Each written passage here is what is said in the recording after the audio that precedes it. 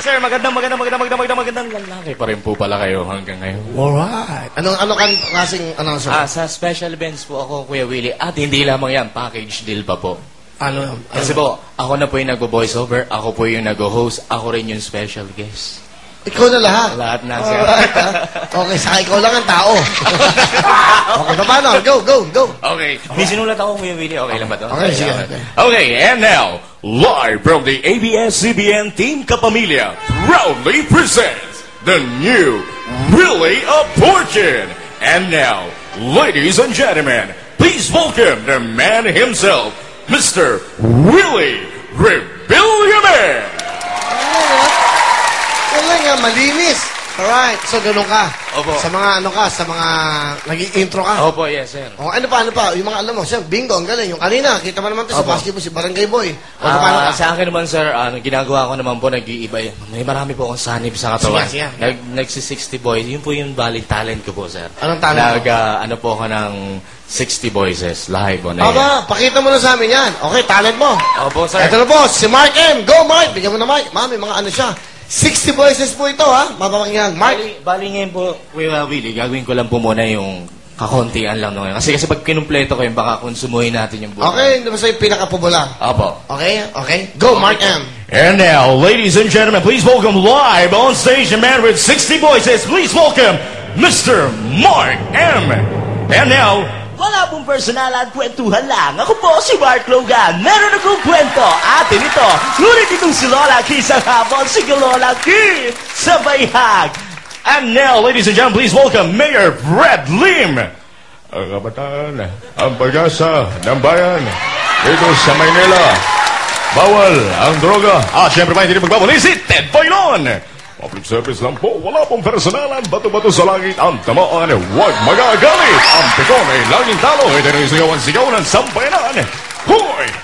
Gising, naglilingkod saan man sa mundo. At syempre ba, hindi na magpapawala si Casabel Gas. Sino at ano? Yan ang dapat na mga pakatutukan. Narito ang mga dokumentadong pagsisiyasat na nakalap ng ABS-CBN at ng Zoco. Dito, hindi nagsisinungaling ang mga ebidensya. Ako po si Gas Sabelgas at ito ang Scene of the Crime. Siyempre pa, hindi rin magpapuli si Babalu. Ano? Ako? Sira ulo mo. Matapos mong gawin sangkalan ng baba ko, sasabihin mo, bigat mo, Teng. Siyempre pa, hindi rin magpapuli si Erap Estrada. Walang kumpare. Walang kamag-anak. Huwag niyo subukan. Siyempre ba, hindi naman po si FBR. Oracle says that babaway, Philippines, kaya, basta sama-sama. Siyempre ba, ang kanyang kaibigan, si FPJ. Itong tatandaan mo, Baldaran. Ikaw ang nanay na sumatali sa mga punang Baldaran. Tigilan mo na yung pagpapagit ng lalaki mo dahil hindi ka guwapo.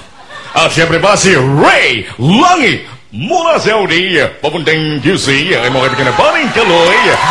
Siyempre ba, hindi magpapali mga kaibigan si... Lasan natin ito, sige natin si Boy Abunda. Magandang umaga, kaibigan. Good morning, Chrissy. Kaibigan, usap tayo. Siyempre pa, hindi rin magpapalala. Last na po mga kaibigan at pasok natin. Walang iba kundi si Big Brother ng ABS-CBN. Robbie, kunin mo ang damit ni Willie Rebillon, ha? Huwag yung sinunod yan, hindi ka mapapasama sa Big Four. Siyempre pa, last na po mga kaibigan, isama natin si Kim Atienza. Kung inyo pong matatandaan mga kaibigan, ito po ang kauna-unang prehistoric dinosaur na nakikita ngayon mga kaibigan. Muli ito ang inyong Kuya Kim at ito ang Matang Lawin. Galing mo, Mark! Let's go, Mark! Galing nito. Galing mo. Wow.